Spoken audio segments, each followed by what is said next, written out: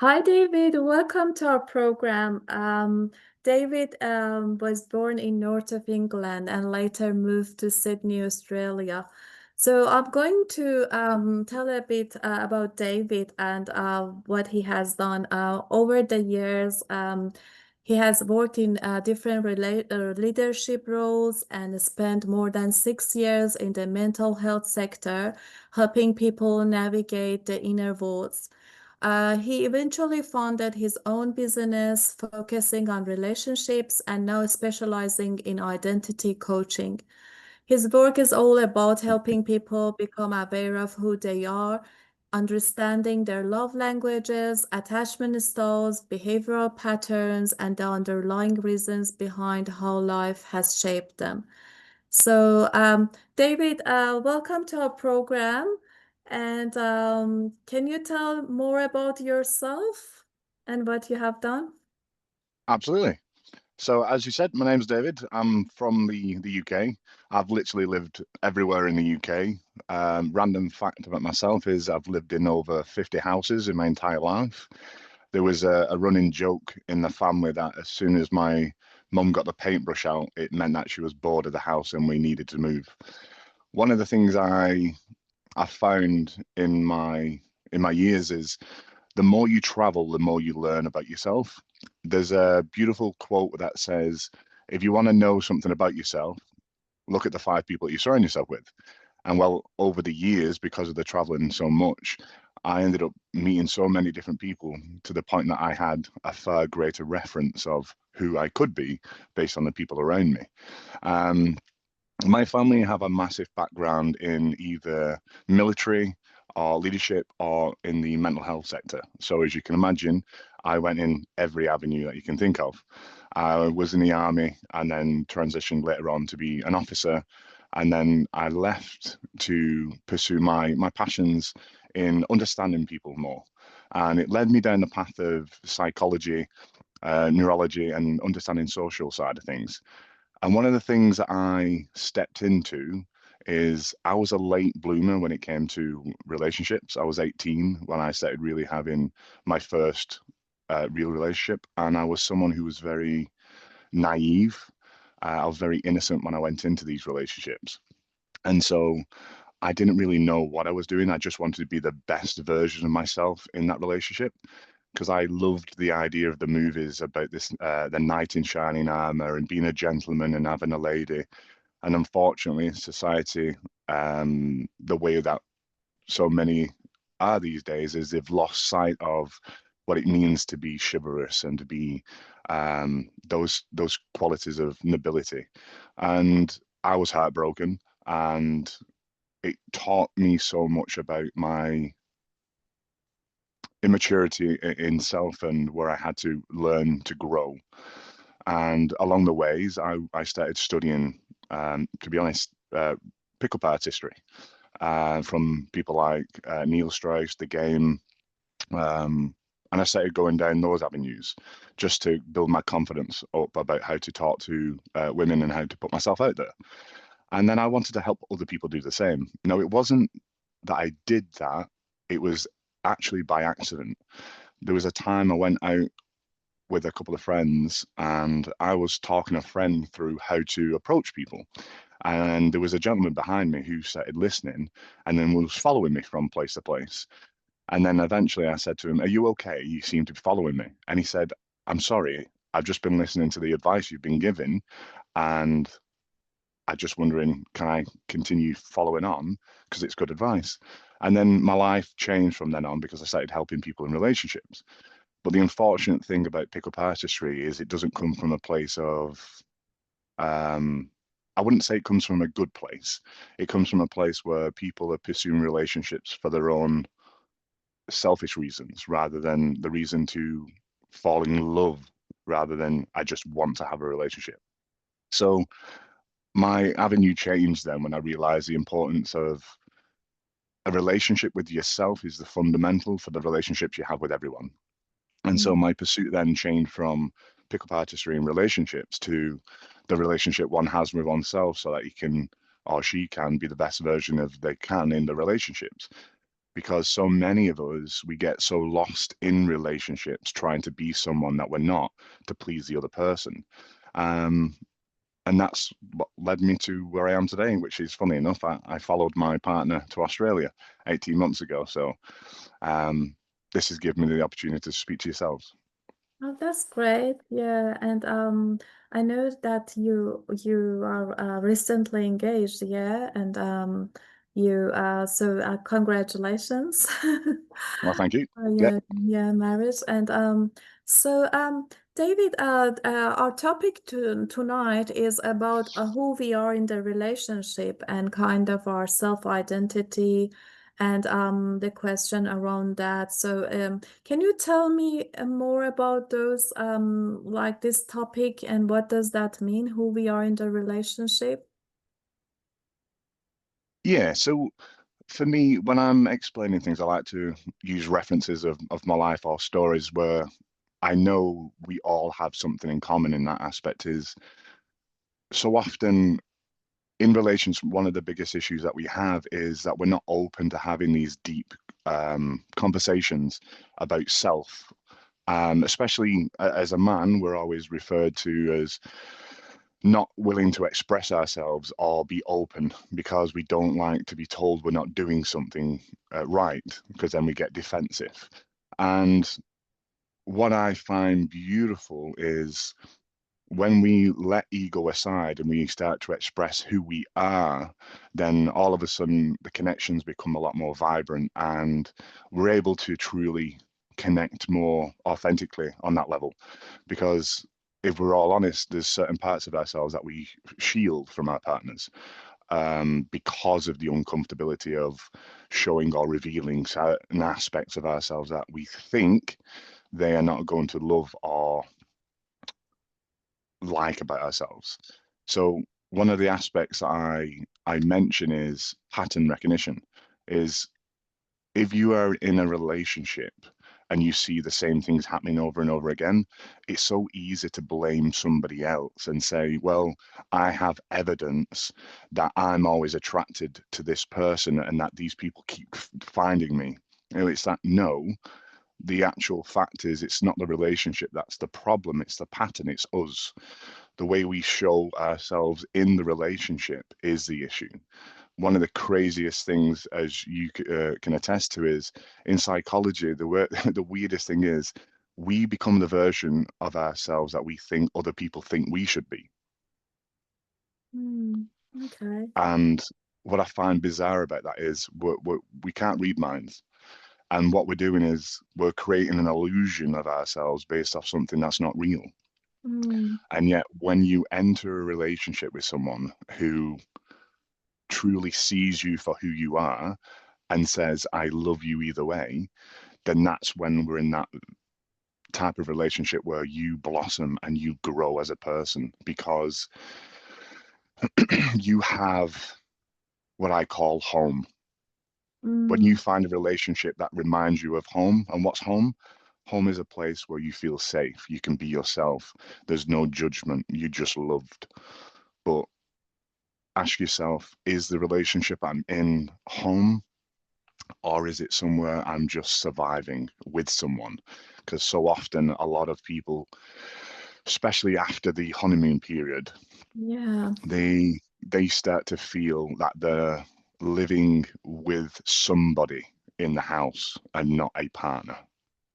Yeah, you're right. I think in earlier stages, like as you said, most people kind of feel excited and feel home with other person and try to be very accepting towards each other and just see, those nice parts. But as it goes to the second stage, that's usually the struggles comes most couples Mm, have. And then that's the part that it's hard to like have unconditional love when you see that, some of your needs are not met or you don't receive like enough attention or like they have two different lifestyles and there are differences coming. So that's the time that the issues come. So how do you what is your advice for kind of passing that second stage successfully?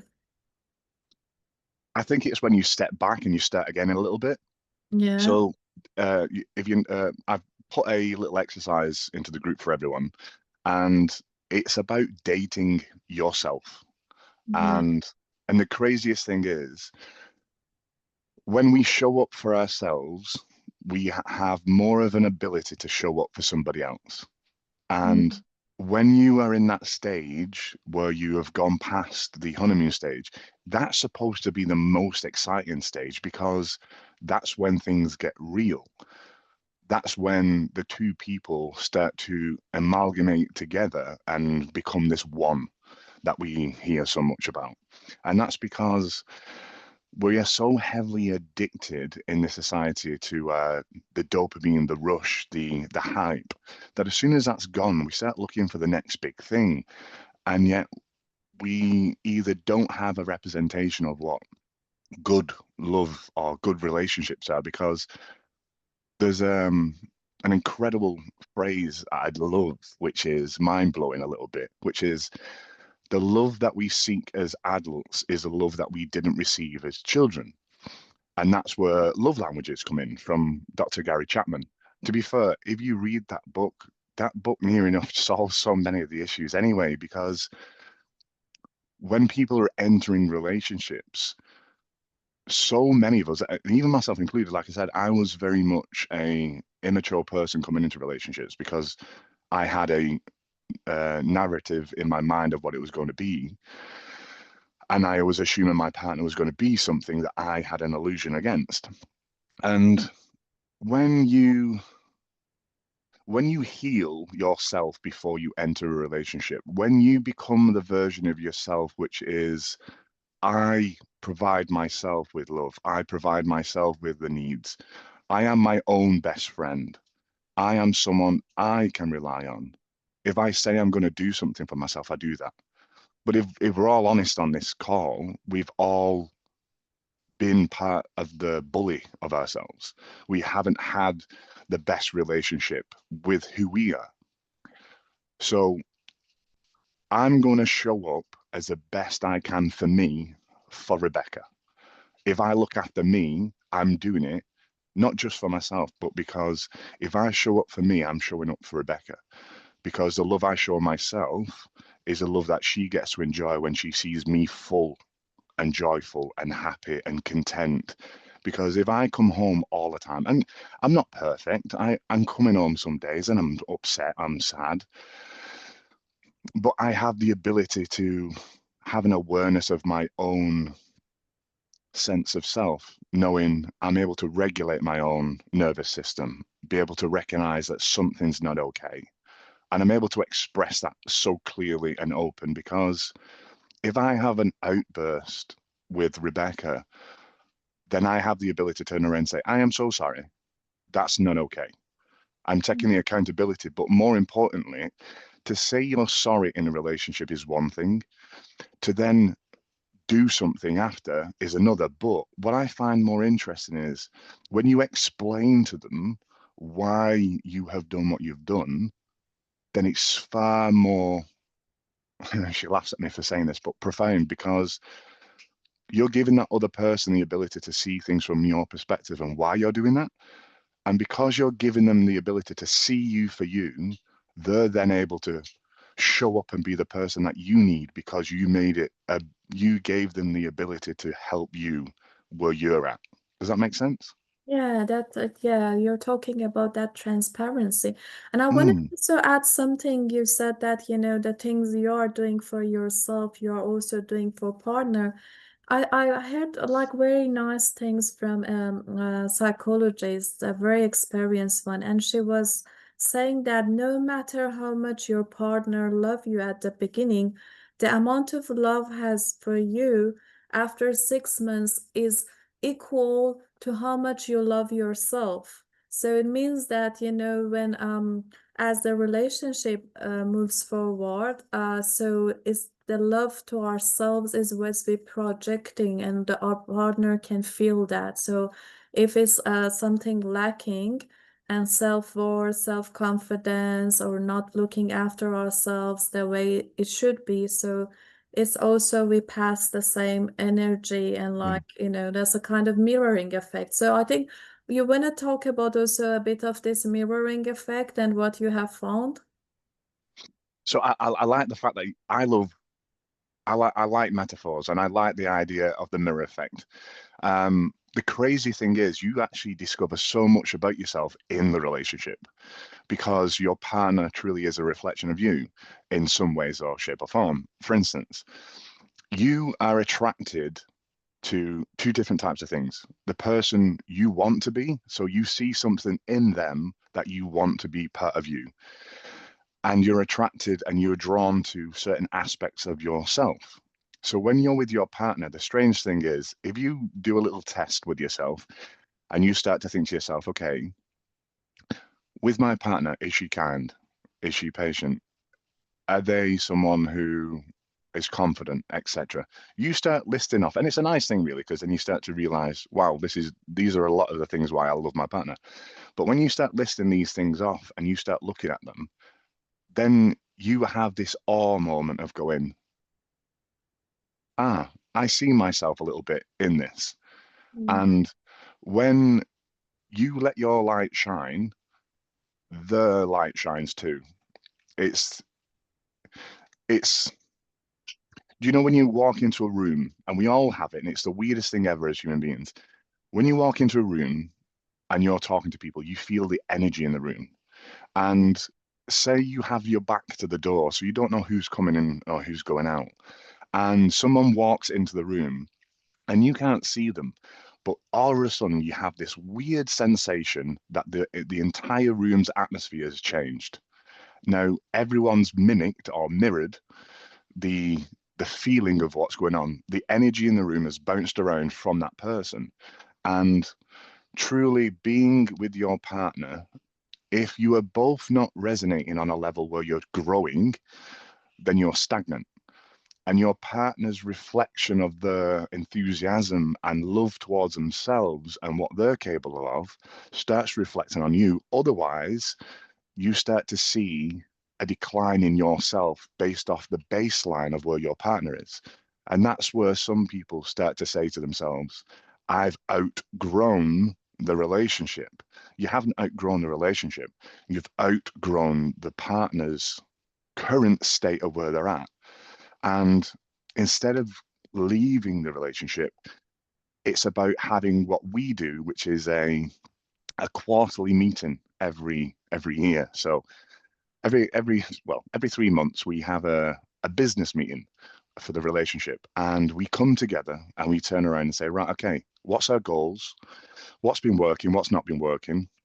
Show me you, I'll show you me. Let's see where we're both at. And then you resonate with the other person. You help bring that resonant back up. But when you're in a relationship and you're solely thinking about yourself and not the effect that you're having on your partner, then there's always an imbalance. And that's where the issue arises, where people they start to reflect on what's not working so heavily rather than what is. And that's where that mirroring comes in. Because if you're not happy with what that person's doing in your relationship, then you have to start seeing that back and going, okay, then there's something in me that I'm not liking because we are a team. And Yeah.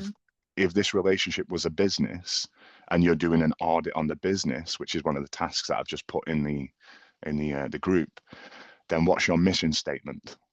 What's your brand of what does the relationship stand for? What does your business, what does your relationship, what's its foundation stood on? What's its morals? What's its values? What are the things that brought you together? And has anything changed? Is there something that you need to approach differently? And Mm. that's That makes that's sense, I yeah. think what's missing. Yeah, you're right. And like, imagine like we have done all the work on ourselves, we know ourselves well, we know what we want in a relationship, and like how we can find a partner who is in the same level of consciousness and like, tick the boxes kind of, because it's in this world, I think there are like many dating apps and options there, but it's still people have many challenges. I can see Mm. singles finding someone in the same level that they are. Like, so what is your recommendation to find like the match? So again, I put a little one in there for anyone who's single and they're looking for partners. The Again, one of the things that you need to be focused on isn't the actual relationship, isn't trying to find love. It's it's creating love within yourself because you are very much attracted to someone you see when you see them stand tall, very confident, and they have something about themselves. You are drawn to that which you seek, that what you like. So like attracts like. And if you are searching for love and you want someone who's on the same wavelength as you, be the person you think your perfect person would date. And if you're not at that level yet, start dating yourself. Take yourself out on dates. Take yourself to the classes that you said you wanted to do. If you love consciousness, if you love the idea of doing breath work or yoga, you take yourself on a date to yoga because what you're going to find at yoga, people who like yoga, people who have that mindset of self-development or a compassion for life. If you're not taking yourself on dates, then you're not going to the places where your type of person is going to be. I would generally, in my genuine opinion, I don't like dating apps um, because they're false. Because one of the craziest things about the dating apps is we all put on this perfect version of ourselves and we start talking to them. And then all of a sudden we go, right, shall we meet in person? And they go, no, let's get to know each other a little bit better. So I feel confident enough to speak to you and see you. So that's my computer keep going off and on. Um, and the crazy thing is, if I keep doing that and then we meet in person, then what much do we have to talk about when we've already talked about it in the digital side of things? So then you realize some of the conversations that you've had with them have not been real. They've just been giving you this pretext of a perfection just to draw you in to get your attention to meet them. Yeah. Where, where, like I said, if you're dating yourself, and I love that, if you're dating yourself and you're taking yourself out, then you're showing love to yourself and you're putting yourself in places where you're going to meet the version 2.0 of you. Oh, I see. Yeah, dating yourself. Oh, that's interesting. I haven't heard this before, like dating yourself. That's interesting term to use. Good. So very nice. So yeah, so it's good to know, all these points. So you think people then can see like the kind of the soulmates or the person like in the places that they are interested. Like if they're interested in yoga, they go to that places or like Mhm. they like self-growth. So yeah, I think you are right. That works better. So, and I have another question. So you talked about the patterns, and people have patterns of drawn to like some type of relationship. Like, but we have like seen many people, have been in abusive relationship, and they come from one relationship, and again the same story like repeats Mhm. itself. So why that happens, and how they can break this cycle? Um, so I have examples of that in my own life where the patterns that we're drawn to in people is almost as similar to addictions. A person who takes the drug isn't taking the drug because they want the drug. They're taking the drug because it gives them a need that's not been met. And when we're in abusive relationship, the crazy thing is we're not drawn to the fact that we're being abused. We're drawn to what it creates within that person. So the crazy thing is the anger sometimes we perceive as being passion. And you say to yourself, well, they're only this angry at me because they have so much love and passion for me. But they also have this recognition pattern where they've seen things in the past, especially from childhood. For instance, their mum was abused or something like that, and that's what was normal for them. And we observe, we emulate, and we innovate. So as children, we observe everything around us and we see it as being truth. we start to emulate what's going around us so that we can be the versions of the people that are our guardians. And then we find ways of bettering our processes to get the need that we want. And the sad thing is, what's the quickest way to get attention? It's either to be the victim or to be the person who's causing the victim pain. Mm. Because if I walk into a room and I'm crying, who gets the attention quickest? I do. Yeah. And how can I immediately get someone to do what I want? Is it to show them love, or is it to turn around and get them to be so scared that they do what I want? There's two levels to that. And the realization is, the sad thing is, I am someone who is an anxious attachment. So when I was younger, I was the youngest of six and I didn't get the attention I needed as a child. And so I constantly did people pleasing and put on these acts where I was trying to do so much for other people that I neglected myself, and I started to feel like I wasn't worthy. So I had to keep asking for attention. And that's where love languages comes in. So for instance, mine's words of affirmation. And when I was in a relationship where it was quite not physically abusing, but emotionally abusing, which sometimes can be the worst because no one sees the scars, is I was in need of love and attention, but they would hold that attention away from me. Why? Because they was someone who was an avoidant attachment. They was someone who never got any attention, and when they did get attention, it wasn't loving. So they avoided love altogether. They avoided the emotion altogether.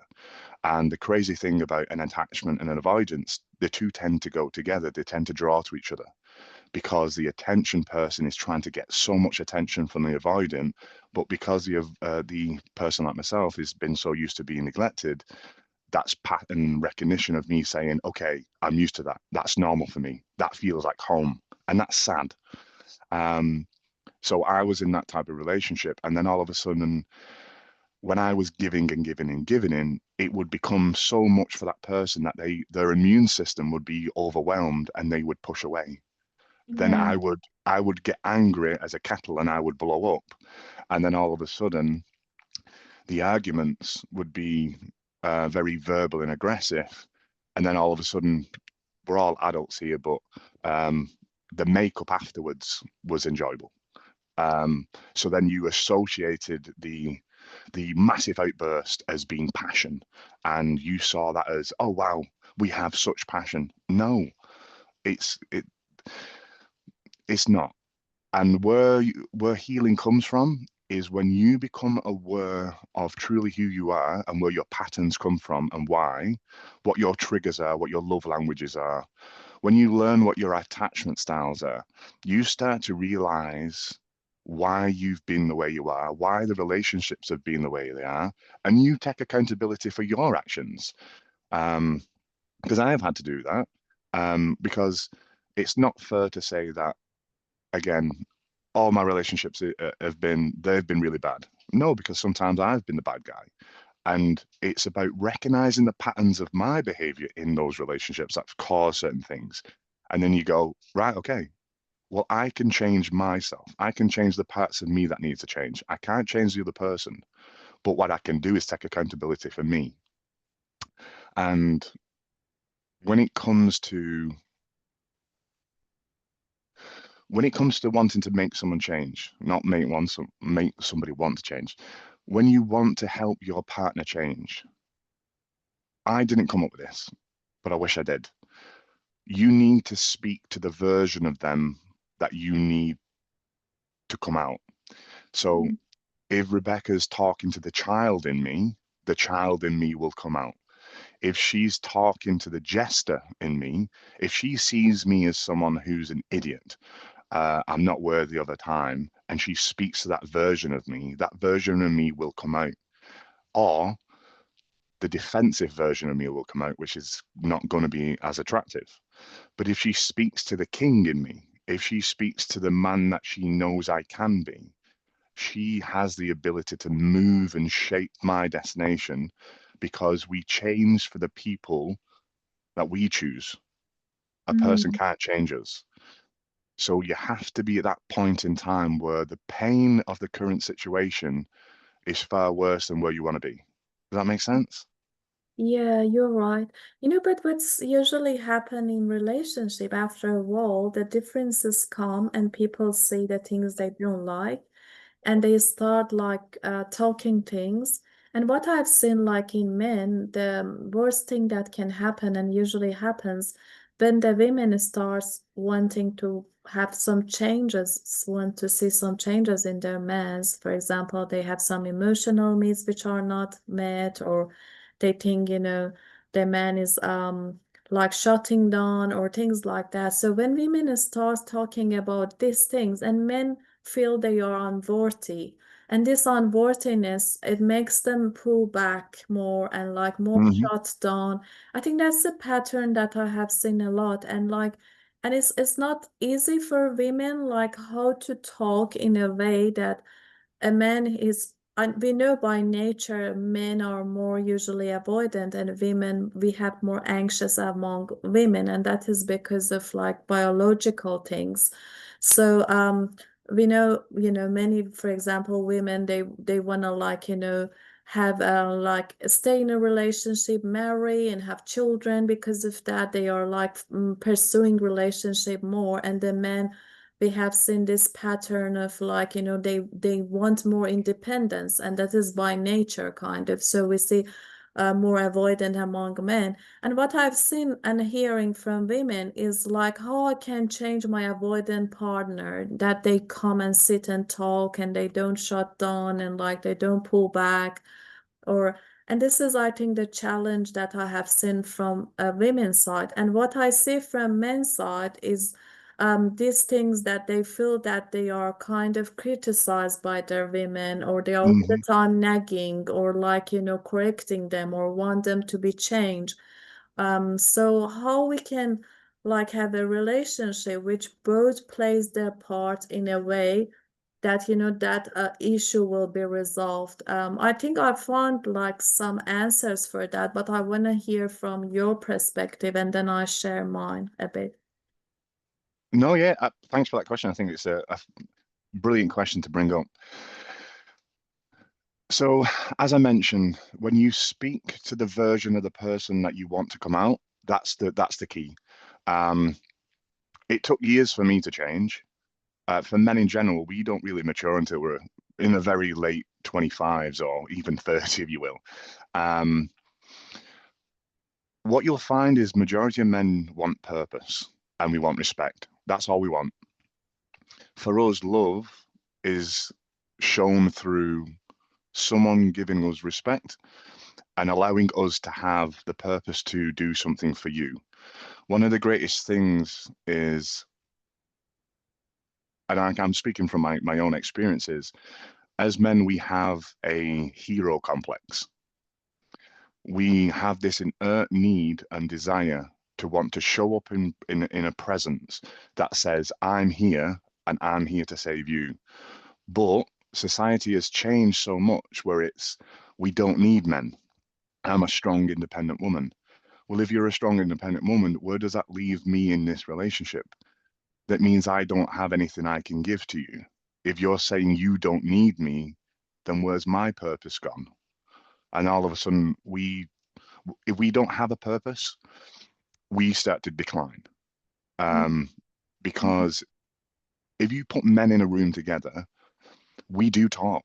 And this illusion that we don't talk is so bizarre to us all because we have an innate ability to communicate without sometimes saying words. We can just give a nod, and we have an incredible ability to recognize how that person's feeling just by observation alone.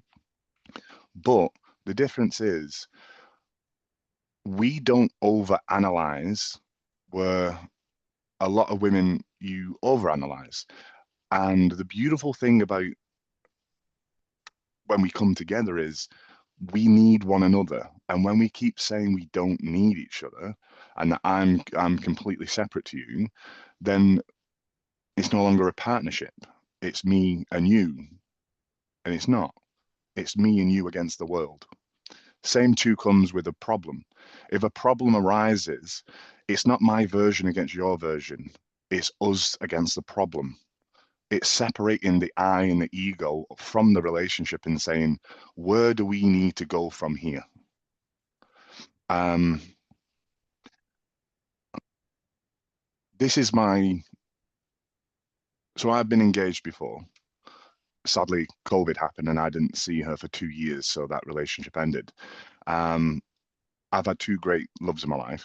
The first person who helped me change and the one now who sees me. The difference is Rebecca saw something in me, I didn't see something in myself, and she revealed it to me. She didn't just say to me, you're doing this wrong, you're doing that wrong, you're doing that wrong. There's something, if you don't mind me using profanity, there's something that we use which is called shit sandwiching. It's where if you want to speak to someone about something that you're not happy with, first start out with a layer of a bun, positivity. Yeah. Then give them the horrible thing, and then reinforce it with a great thing. Yeah. Never start by saying this is a problem, and never end it with this is a problem. Um, Mm. there's a beautiful moment in the same woman who actually said what I said earlier, which is you speak to the king and excuse me, and the king will come out. It's the same woman who came with this. Is there was um uh, a man and a woman sat on a table, and she immediately went, "Your boys, the ones that I did not raise, are not being." The right type of people because these are your boys and they're being the way that you want them to be. And she was, that's what we call as nagging. When a man says that you're nagging, it's because you've immediately come with you've immediately attacked us, and we've had to then feel that the nervous system has gone, oh, we need to defend ourselves. Yeah. Um, and she swapped seats, this coach, and she sat down and she said, no, speak to the man in him. So instead of saying negatively, she turned around and said, the boys that I'm helping you raise are not demonstrating the quality of a man that I know you want them to be, and I know that you can be. Mm. Massive shift, complete shift. And all it was she spoke to the person she knew he could be, Mm. rather than the version in the person's head of, I'm not happy with this person. Because we've all had it where if you leave the house angry or you go to bed angry, you will ponder and create scenarios in your head where you pretend to be them, and then you wake up and then you're angry at them. Like my missus, we laugh and joke sometimes where she's woke up and she's gone, I'm really angry at you. I go, what for? And she went, well, I've had a dream and we've had an argument. I said, well, is there anything I could do about that? Because I wasn't present. And it's so true in life that the mind cannot differ between fiction and reality. So when you let your mind loose on something negative, then the body will take hold of it as well, because what stays in the mind is the memory of the scenario, but the body holds in the emotion. So every time you go and speak to your partner in a certain way, the mind goes, oh, it's going to be this again. And the body goes, oh, it starts to feel the fear, the anxiety, the anger comes back up. And now all of a sudden, when you're trying to talk to them about your emotions, you're meeting the anger, you're meeting the resentment, you're meeting them where you left them off last time. So always leave on a positive note as best as possible. Otherwise, like I said, the next time you meet them, you're meeting them where you left them.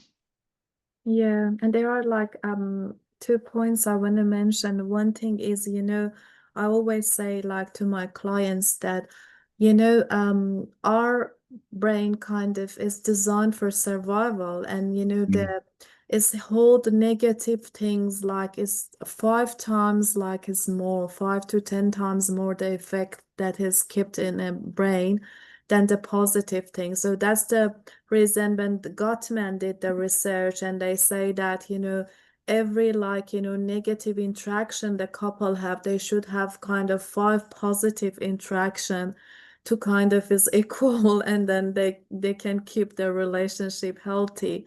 And they have seen if the couple this ratio is less, then they might, after a while the relationship, they separate. So yeah, that's so it's a very like I think it's continuous practice to work on the brain to bring a focus from like from negative things of our partner to positive, especially after a while, because there are many negative things get accumulated in the brain.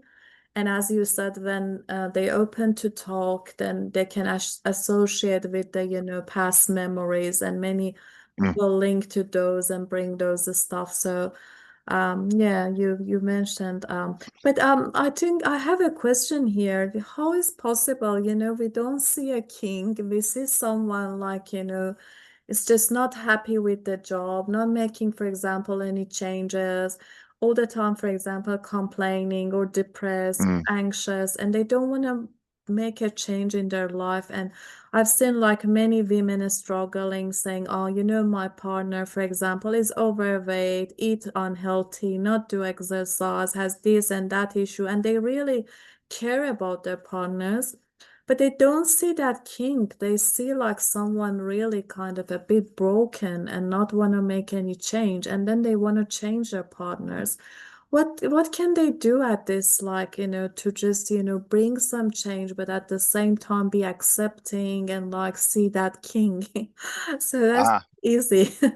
yeah, I like this. So there's a really, really sneaky thing you could do in reverse psychology. So um, the person who's stuck in the rut of the negative connotations in the mind, they're not going to be able to see positive, because you can have 99 people say something nice, but one person says something horrible and they'll latch onto that thing.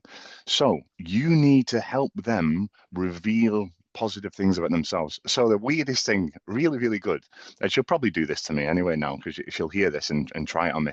But if your partner is overweight and not doing something about it, be really cheeky and just turn around and say, have you been doing something recently? Because you're looking you you look like you've lost a bit of weight, like you've torn up, and they'll go, behave. No, I haven't. You're just being stupid. And you go, no, seriously, quite turned on by you right now. You're looking very handsome, or you're looking very beautiful. And all of a sudden they go, really? And they go, oh yeah. Ah, well, I've been walking a little bit more. And then all of a sudden they start to light up a little bit. You've just reignited the little tiny, tiny flame. And all of a sudden, you just go, oh, and then just be cheeky. Remember, it's not just about what you say, it's about how you say it. And I think so often, um, just because of our age, and people at certain ages, they think, right, well, I'm mature because I'm age. No, you're not. Maturity isn't age. It's a being, it's a presence, it's a thing that you do. Um, and again, what's the number one issue in relationships? Why it fails? Communication. We need to start learning more about our communication. Um, Meet your partner where they are. So again, my love languages are words of affirmation and quality time. And say my partner's is physical touch. Now the weirdest thing is they just assume that physical touch is sexual. No, physical touch is holding hands, embracing your partner as soon as they come through the door, making them feel safe. But one person's, excuse me, one person's context of physical touch could be sexual, and another one's could be, I just want to be held and feel safe. And so you'll find in relationships where sometimes, especially us men, um, you'll come over wanting the intimacy of a hug or hand holding or a gentle kiss, and then we'll be like, oh, sexual encounter.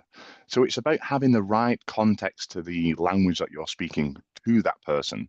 Because, like I said, if you're wanting them to change, you need to speak to the version of them that you know they can be.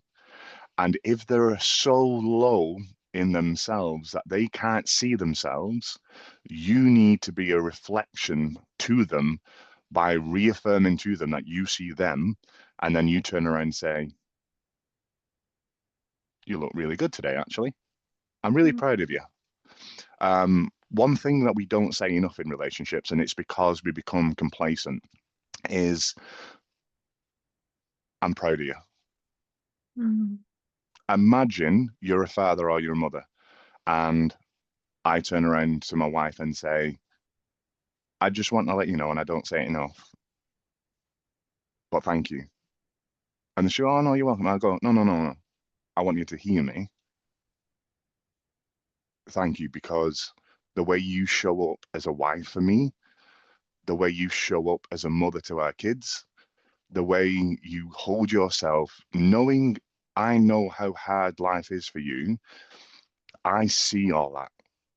And I can't be more proud of the person that you are, not just for me and the kids, but to yourself. And all of a sudden, they'll get, I'm emotional saying it, but we as human beings need so very little, but we don't get it. And all we need is someone to see us, someone to say they're proud of us, because we might be grown-ups now, but we're still that child that wants the love, wants the appreciation, wants to be seen. And the Mm-hmm. person in that relationship who is not doing anything and is stagnant is lost, is lonely, is Yeah. in need of a savior. And sometimes the partner needs to become the father or the partner needs to become the mother. Because what's crazy that no one ever talks about is your first encounter with, so Hedge says, my first encounter with a woman is my mother. My first love is my mother. The representation of what a woman is to me is my mother. So the kindness, the compassion, her tone, the way she is with me, I seek that in a partner unconsciously. Um, and obviously that's sad if it's not in that way inclined, if they're abusive and stuff, because again you follow patterns. But when you can heal the child in that person and let that child know that you're there, sometimes we have to put on that mask, that persona, that role to help bring them up, and then we can be the loving partner, then we can show ourselves later on. But sometimes we have to show up what they need in that moment. Yeah, you're all right. So it's more a kind of unconditional love, but as you know, these days more people do transactional love. So they just, Yeah.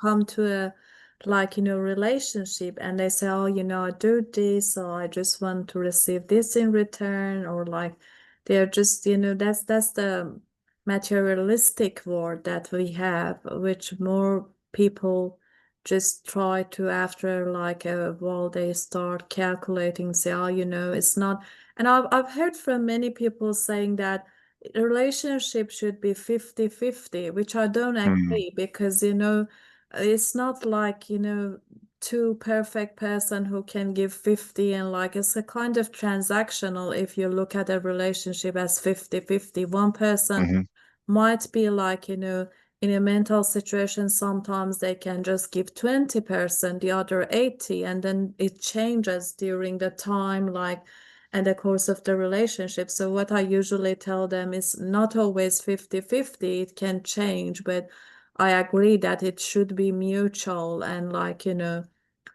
mm. yeah, I agree. Unconditional love is so healing, but it's also very hard to practice, I think, for the partners. It needs a kind of, as you said, maturity, high consciousness level, knowing their own wounds, not projecting, not get much triggered, and knowing exactly what their partner needs. If they need validation, if they're seeing their child inside them, is something that's I think it's a very good practice if people can do. So what people how can people start like doing this kind of practices, like not get triggered by what's happening and kind of seeing the child in their partner and their needs? That's where they both have to do the work together. You can Mm, do it separately, but if only one person's doing the work, that person speaking English to a person who speaks Chinese, because one person has the knowledge of this subject area, but when you're trying to describe that to that person, they have no idea about the language that you're referring to, and you lost them. So it's about having that engagement and saying, look, let's do this together, but make sure that whenever you're doing self-development in a relationship, don't make it sound like you're doing counseling, Mm. because men will not want to do that. A lot of men shy away from that because of the vulnerability, but instead turn around and say, like I said before, if you do the exercise where you treat the relationship like it's a business, and you say to yourself, right, okay, we're going to do a business retreat. What are we working on to get to this mission statement? We are a power couple. You and I, babe, are an absolute power couple. And you inspire the person, you turn around and say, right, okay, what's our goals? What's our ambitions? What's our passions? What is it that you want to do and what I want to do and what we can do together? And then turn around and say, okay, well, how can we get there? And then Mm. make it like that, because all of a sudden, especially as men, then we see it as a task and we're like, oh, I've got purpose. Because again, we just want respect and we want purpose. And if we have something to align to, that's what it is. The person who sat there stagnant has no purpose. Give them a purpose. Mm. Um, Sorry, there's something I wanted to mention as well. Little side topic, but just for people who have kids, this is really, really important.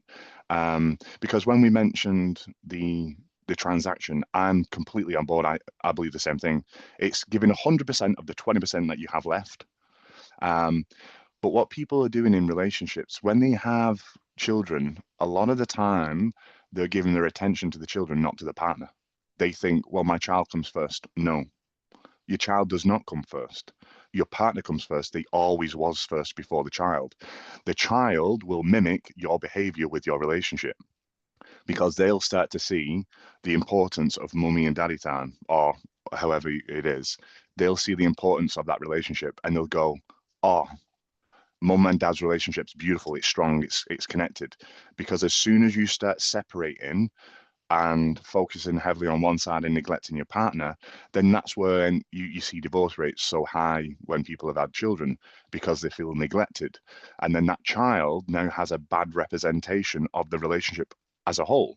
Where if you give the attention to your partner and then you bring the child in together, then that child's relationship and all of a sudden ability to regulate themselves starts to be a secure attachment, because they're able to regulate themselves knowing there's a safe place that they can speak to two people, rather Mm. than I'll speak to mum because dad don't listen. Mm. You're right. Yeah, that's very important for people who have children. So thank you very much, David. And if anyone has questions, can you please write it a message and I can read to David. Meanwhile, I want Amanda and John also joining us. And if they have like about anything we discuss, if they want to have something, because I know this couple are working in relationship therapy and have a lot of wisdom and they are a beautiful couple. They can share with us some tips tonight. Well, thank you for that. It was very humbling. Hi, David. Hey, how are you, David? Um, I'm just absolutely stoked that to listen to somebody that feels like you're singing from the same stage. Essentially, it's just a breath of fresh air to know that it feels like a global movement we all seem to be stepping into to Mm. change the systemic issues that we have within our society. Because we know if we can change the family, if we can create a healthy unit for our children to grow up in, well, then they've got a model that's healthy to keep paying it forward, kind of thing.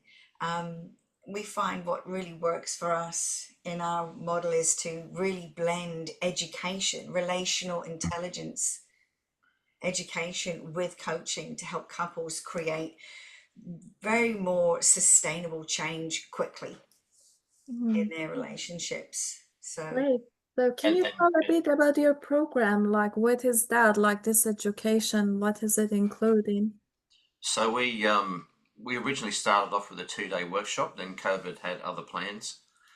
And then we put together we sort of took the workshop and expanded it into a 6-module program, and we placed the modules specifically, but then we ran it over 3 months. And with a pilot couple, they said it was like drinking out of the fire hose.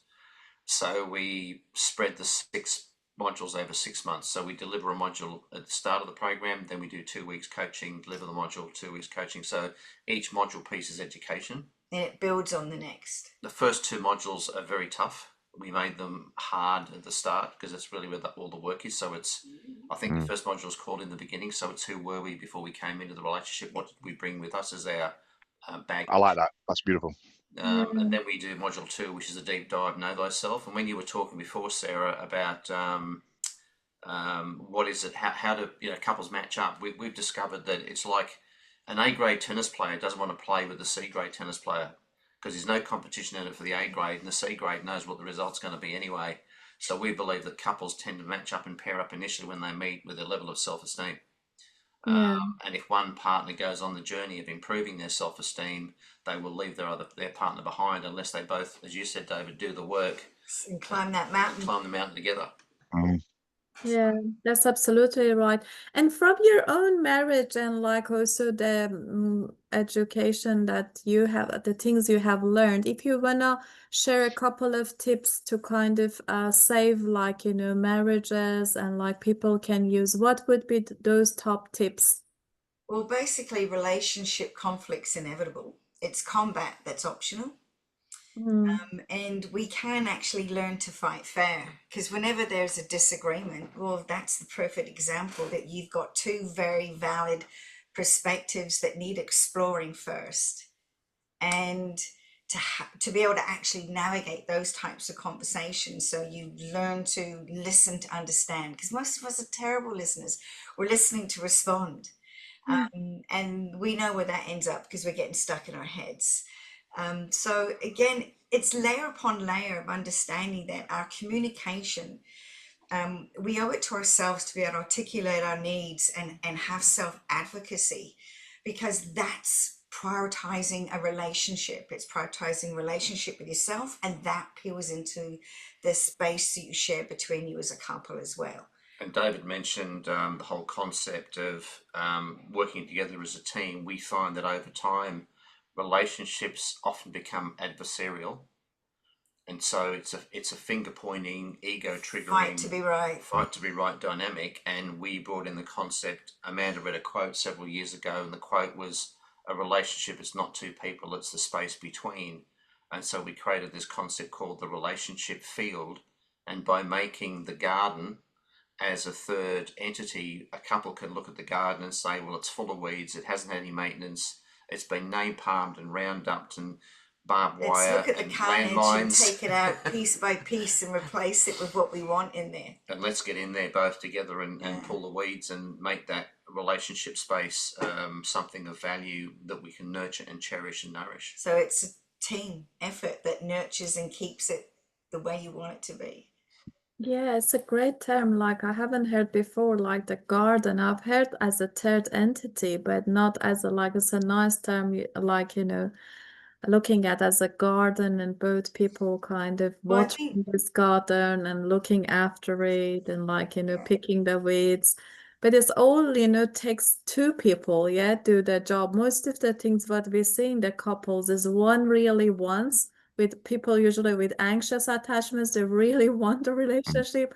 And we see the avoidant one, which is they really pulling back and they don't want to do the job. They don't want to go counseling. They don't care. So what should we do? Like, most people got stuck in like we hardly find relationships that both couple are ready to kind of do the job, like, look after this third entity, which is that garden. I think it comes to the communicating. I mean, to some degree, like an avoidant is a coping strategy. It's a learned coping strategy. So if you're talking to the needs of the avoidant, you can actually break through what those concerns are and what their fears are.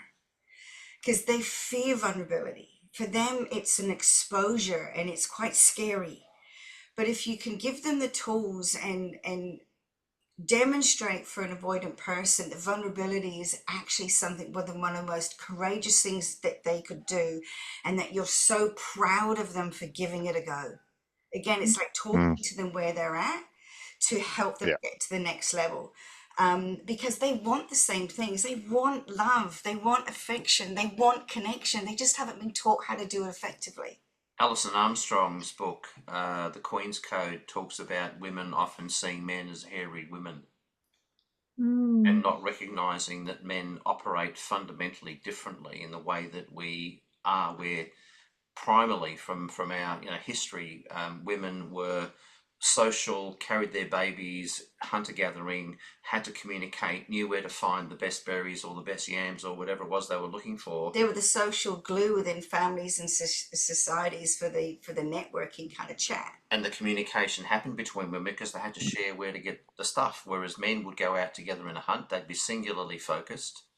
They would be quiet because they didn't want to scare the prey, and they would talk very little. And so that primal evolution is still with us. And even our brains, the male and female brain is wired differently. Like literally, women have more neurological pathways in both sides of their brain for communication, where men only have one side of their brain neurologically pathway wired good for communication. So we have the edge biology. And women can switch more easily between left and right hemispheres, and a man can find it difficult that in 30 seconds a woman can have three different opinions that a logical man can go, slow down. How do they coexist? And they're still trying to catch up. So I just think we just need to be fair and reasonable with the feminine and the masculine, not only as a biology, but also as an archetype. So relationships are very complex because humans are complex. And you made the comment, David, about the independent woman. I was coaching a guy last year. He was 28. He'd had a sort of a phone and text and telephone date for about 6 weeks. Then finally, he was meeting this person. He rang me afterwards and how'd it go? He said, "Oh, the first date was great. We've organised a second date." He then went on the second date, and I said, "How'd it go?" He said, "It was an absolute disaster." And he unpacked the date for me, and I said, "Well, she's obviously an independent woman. She's about 28, 29. She's got her own business." And I said, "So it sounds to me what happened on the second date is that she held the masculine polarity and you tried to hold your masculine polarity, but now you're in competition. So you did what an emotionally mobile man would do, is you dropped into your feminine to maintain the polarity." And he went, "Yeah, I did." And I said, "And now you're unattractive." Yeah. And he Happens every just time. laughed at me. I said, "Sorry, dude, you've got nowhere to play." Yeah, you're right. So it's just, as you said, like it's the society of women these days, they have to go more into masculine role, and there are men usually prefer like, more feminine women, and we have like they can't find those type of women, and then when they see those women, they also get a bit confused, like because those type of women, then they might be more dependent on the man or not financially be strong or all this. So it's just the balance, finding the balance is not easy for people. And That's the thing is that of course women have learnt to step into the masculine energy because it's a real do and get shit done kind of energy. And I think the corporate world, to break that glass ceiling, and I've experienced it in my career where I've had to work 3 times as hard as guys equally to get the recognition. I mean, it sucks and it's exhausting, and unfortunately things haven't changed enough in that way. But the thing is that we also need to be able to give ourselves women need to do themselves a favor and learn to drop that masculine energy mantle and learn to let go of that and drop back into their feminine, creating the space then for their man to step into, which is what they want, but they just don't know how to some degree. It's interesting you say that because I'm someone who's very much in touch with my masculine and feminine, and I'm very much an emotional. I'm very much in touch with my emotional side. My partner, her father figure wasn't in the picture for a long time, so she'd learned to be a very strong, independent woman and have to figure out herself on her own. And she's in the building trade, so she goes into the role and she's very masculine in her own, and when she met me, there was a bit of a conflict. And I kept saying to her, I am never going to back down from this because I know that this is what you need and I'm going to be there for you. I said, when you come home, I will take away those burdens for you and I'll allow you to have a safe place for you to express your feminine side. And then she turned around and said, I'm just not used to it. But then now she is far more lighter and comfortable with herself because when she comes home, you see it go. And then she's no longer, it's almost like it becomes toxic when it's held on for too long. Yeah. And then it's a resentment. And then because I am that safe space for her to be in that feminine, then all of a sudden, as a man, I feel freaking powerful and beautiful in myself because she's allowed me in, which has allowed my masculine come out. And all of a sudden now I feel elevated in myself because we both are on that level where I am making her feminine come out and her feminine is making my masculine come out. And all of a sudden, I don't know if you know about the energy things, but I'm also an electrician, which means inside our bodies, there is a certain amount of electricity. Yep. And when two people are together on a certain energy field, you actually quadruple that energy. And then it becomes more and more and more.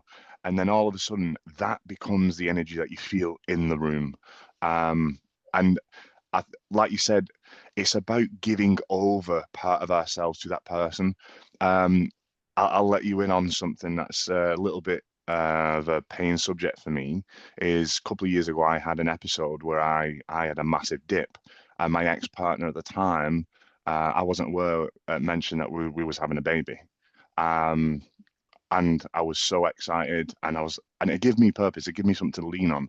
But because I was not emotionally and I wasn't present, and she then felt that she couldn't bring a child into that space.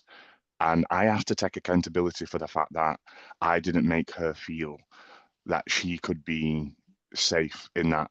I tried to, in the best of the ability I could with my mental health at the time, and I said I wanted it. But she made that decision to end my child's life, which killed me for a few years. But it just goes to show the importance of being that other person's safety net, that home for each other.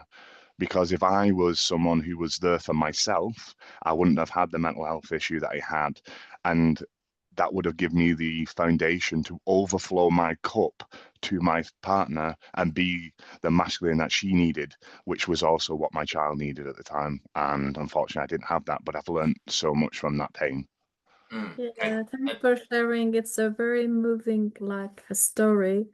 And thanks for being vulnerable, sharing with us. Yeah. I think the greatest like pain, they usually give us the greatest lesson, and you're who you are because going through that pains and like Mm. and I'm sure you have learned a lot, and and it's good that you're sharing with others. So thank you very much, Amanda and John. Thank you Thanks very for the much, opportunity. David. And I just Thanks, want to know, like, other like the audience, if they have any questions they ask, please feel free. Like, just if you have any question, just yeah, you can ask either in the chat or you can ask like by just talking, like in any ways you feel more comfortable. They're all shy. I want to give a pause and few moments because they are trying also to digest everything. Probably we have shared a lot. So Hello, David. How This, are you? hello. All right. I'm sorry. I just got a question because one thing that it catch my attention in your speech, it was about like, women and men they're taking the roles of like, being very so independent that as for me, like I was married when I was very young. Hmm. And for that reason, I think my 16 years of marriage is always all the responsibility was shared between two of us. And then after 16 years, I've been 10 years single now. So in 10 years, because the kid's dad passed away, so I've been on my own. So I've been running my own business, looking after my kids and everything. I did everything very much independently. And Okay. and I feel like when I meet people that around my age, they're also, if they've been separated for a long time, or no, they've been Mm. single for a long time, they also have that independent, that that they don't need a woman to cook for them, or they don't need a woman to, like, to raise the kids, because our kids all grown up. We don't want kids anymore. So there's a lot of things that when you're younger and you start a new family, is different to with someone who already had a family and they already had their life before, and then you want to go to another relationship with the whole package and the story you had in the past, and then you also had those times that you were single and you being fully independent.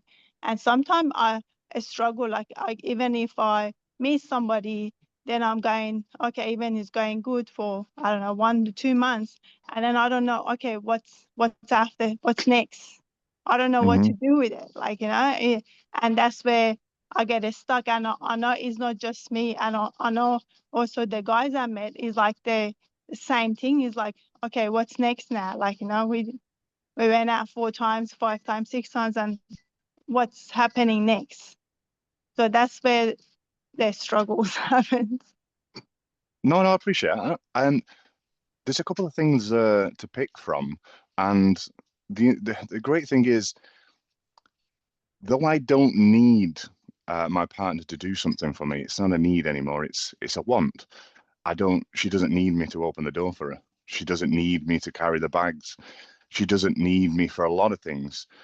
But when I do those things, it's the feeling behind it that it gives. Um, the man might not need you to cook for him, but if you was to cook for him, it would feel nice.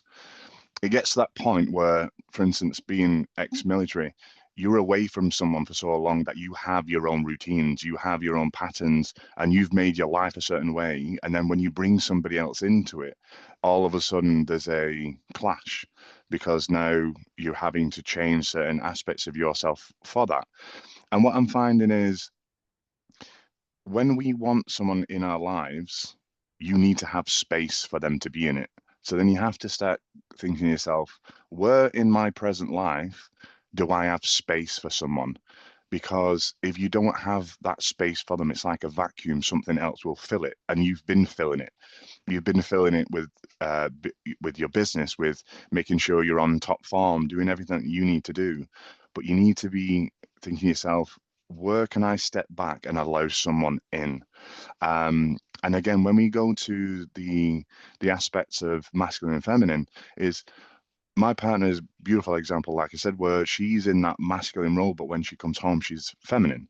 When you're approaching these gentlemen who are on the same wavelength of where you're at, as long as you're showing this beautiful side of you, which is literally just you, and you're present, and when you stop overthinking the the aspect of the relationship when you're dating, and then you just enjoy it, because I know for a fact that you're probably overthinking some of the things when you're meeting them, but then that comes into it and they'll sense that.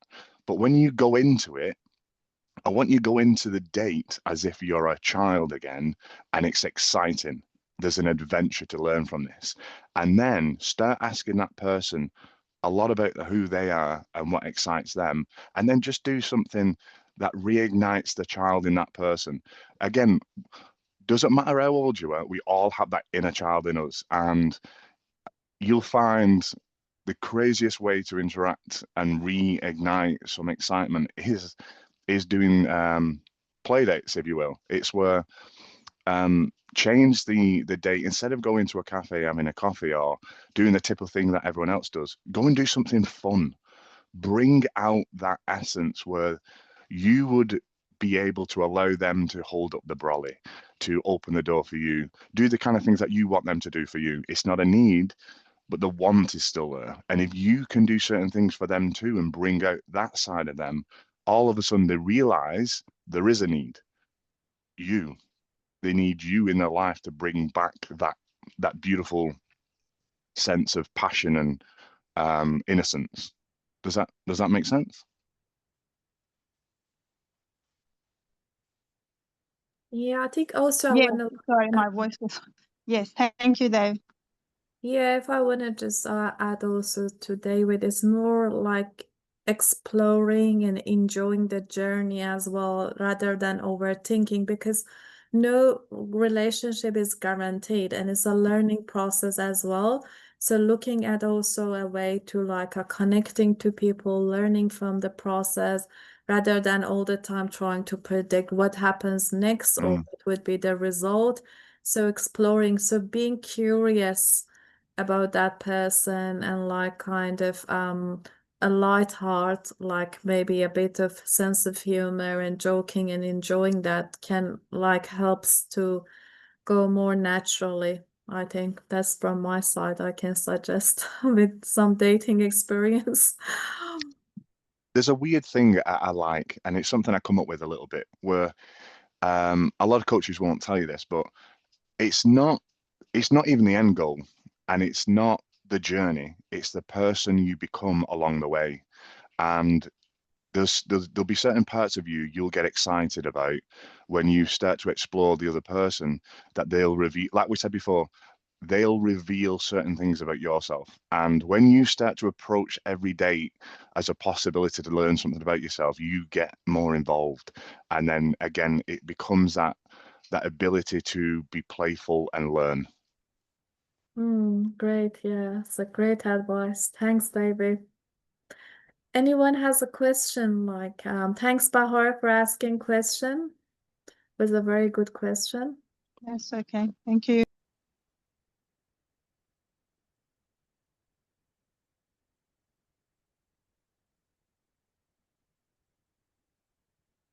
Okay, so if no one has a question, then we can have a kind of wrap up. And Amanda and John, do you want to add something or say something? No, it's just been an absolute privilege to sit in and witness and contribute in the small way that we have. Thank you, David. It's been absolutely wonderful meeting you. It's all right. Remember, I'm in the the AI entrepreneurs with you. Awesome, awesome. Yeah, so thanks everyone. Thank you very much, David, for like accepting my invitation, coming to this program. We learned a lot and thanks for sharing. And I know two good files you shared. Can you explain a bit about what are these relationship audit and dating yourself? So if you can. So it's like I mentioned before, it's just a little playful exercise that you can do. If you're single, like I said, it's about dating yourself. It's about coming to terms with the person that you've been with yourself and realizing, if you don't love yourself, how can you expect someone else to love you? If you start to date yourself, you're exploring the nature of who you are and what you have to offer. And then you start to see certain things that you can grow and learn with. And then you become more attractive to your potential partner because the light in you is so much brighter that you're able to shine in that darkness for somebody else. And then the other one is, again, when you look at your relationship as a business, you would never let it go under. So you would start to do the audit into the relationship and ask yourself, what's our mission statement? What's our values? What's our ethics? What does our company stand for, and where are we heading? I encourage everyone to do a quarterly meeting with a partner where they talk about the finances and they talk about the goals and aspirations. It's about having those deep conversations in a incredibly open and frank term where you're speaking to the heart of the person instead of coming at them with an attack. Remember, it's not so much what you say, it's how you say it. You're right. Okay. Thank you very much for sharing this too. So one is for single, one for couples. So other people who are in a relationship. So that is the David gift. Thank you very much for your generosity. And thanks Amanda and John for coming to our program. And they will, I think we all be happy if also one day you can have be our guest and with a nice topic, and we will all would be happy to hear from you guys in future. So It would be our pleasure. That'd be yeah, our pleasure. thank you very Brilliant. much. Thanks, David. Thanks All right, thanks. everyone. Have a Bye. great night. Bye bye. Bye bye. Bye.